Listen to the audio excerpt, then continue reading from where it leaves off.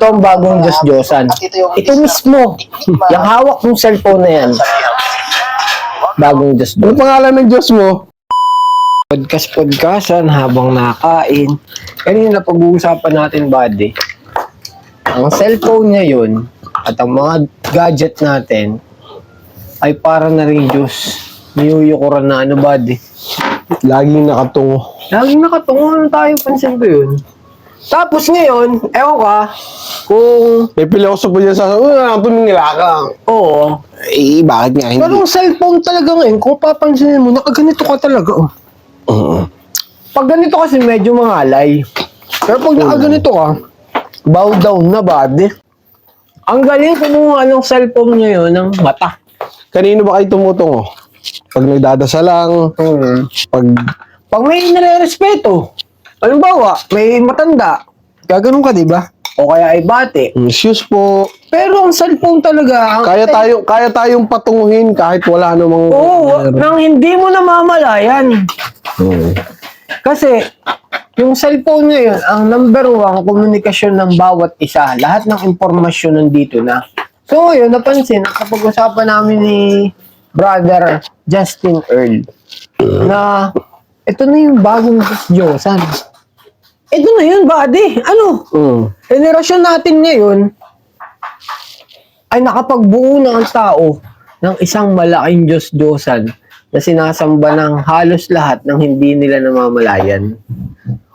Oh, brain salad! Pero hindi. Kung maiintindihan mo ako at si Brother Earl, talagang kinukuha na ngayon ng atensyon natin at bumabaw down tayo Wala yun, sa isang entity na pwedeng ibigay ang lahat sa atin ngayon at makalimutan natin ang Diyos. Ano ba, di? kahit di nyo kami Kasi may naiintindihan. Gcash. Oo. Siyempre, pag nakakatanggap naman ako ng pebo, nagko-content ako, kumikita na rin ako dyan sa social media, sa ibang platform. Sinasamba ko na to ng todo kasi dito na ako nakadepende. Ito na yung nagbibigay sa akin ng lahat at nililimutan ko na ang Diyos. Ito ang malaking Diyos-Diyosan, buddy. Itong cellphone natin. Merong hindi na kaya nang wala ito eh. Oo, kasi nandyan yung hanap buhay ko eh. Nandito yung Ako, transaction. buddy, aminado ako.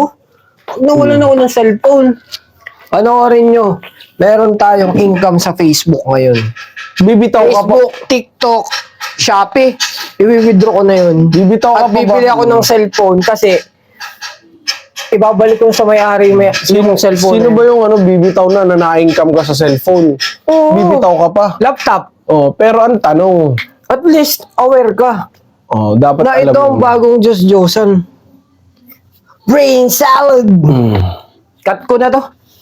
Wala na kaming baliw dito. Panoorin nyo. Papalitan natin tong cellphone na to ng bago. Gamit yung pera dito sa digital world. Ako nga pala si Moises Uwabel Bayabay. Si Brother Justin Earl. Earl. Oh, Justin Earl. Follow nyo na lang kami. Search nyo na lang. Like mo na rin to. Mag-comment ka dyan kung mayroon ka pang mga gustong malaman tungkol sa digital.